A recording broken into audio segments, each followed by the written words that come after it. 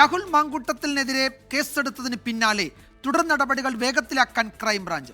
മാധ്യമങ്ങളിലൂടെയും സമൂഹ മാധ്യമങ്ങളിലൂടെയും ആരോപണം ഉന്നയിച്ച യുവതികളുടെ മൊഴിയെടുക്കും. പ്രത്യേക സംഘത്തെ നിയോഗിച്ചായിരിക്കും അന്വേഷണം. രാഹുലിനെതിരെ ഉള്ളത് കള്ളക്കേസാണ് എന്ന് കൊടിക്കുന്നിൽ സുരേഷ് എം പി പ്രതികരിച്ചു. സ്ത്രീകളെ പിന്തുടർന്ന് ശല്യപ്പെടുത്തൽ, ഭീഷണിപ്പെടുത്തൽ, അശ്ലീല സന്ദേശമയക്കൽ തുടങ്ങിയ വകുപ്പുകൾ ചുമത്തിയാണ് രാഹുൽ മാങ്കൂട്ടത്തിനെതിരായ ക്രൈംബ്രാഞ്ച് കേസ്.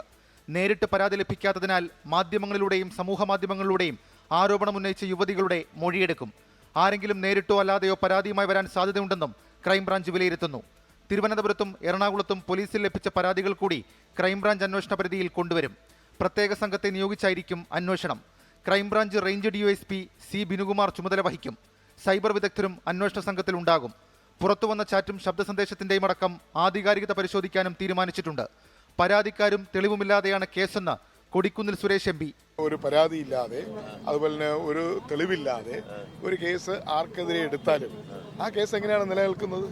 അത് കോടതിയിൽ നിലനിൽക്കില്ലല്ലോ. അപ്പോൾ അത് നിയമ പോരാട്ടത്തിലൂടെ ആ ആളെന്ത് ചെയ്യും? നീതി ലഭ്യമാക്കാൻ വേണ്ടി ശ്രമിക്കും. ഗർഭചിത്രത്തിന് നിർബന്ധിച്ചതുൾപ്പെടെയുള്ള ശബ്ദരേഖ പുറത്തുവന്നത് ക്രൈംബ്രാഞ്ച് കേസിന് ആധാരമാക്കിയിട്ടുണ്ട്. രാഷ്ട്രീയമായും നിയമപരമായും ഉപദേശങ്ങൾ ലഭിച്ചതിന്റെ അടിസ്ഥാനത്തിലാണ് തുടർ നടപടികൾ. അതിനിടെ ഇന്നലെ നടന്ന യൂത്ത് കോൺഗ്രസ് ക്ലിഫ് ഹൗസ് മാർച്ചിലെ സംഘർഷവുമായി ബന്ധപ്പെട്ട് 28 പേർക്കെതിരെ പോലീസ് കേസെടുത്തു. വധശ്രമം ഉൾപ്പെടെയുള്ള വകുപ്പുകൾ ചുമത്തിയാണ് കേസ്. 24 തിരുവനന്തപുരം. ലോകത്തെവിടെയായാലും ഏത് സമയത്തും 24 വാർത്തകളും ഓഗ്മെന്റഡ് റിയാലിറ്റി പാക്കേജുകളും എക്സ്പ്ലെയിനറുകളും വിശദമായി കാണാൻ ഞങ്ങളുടെ യൂട്യൂബ് ചാനൽ നിങ്ങൾക്ക് സബ്സ്ക്രൈബ് ചെയ്യാം.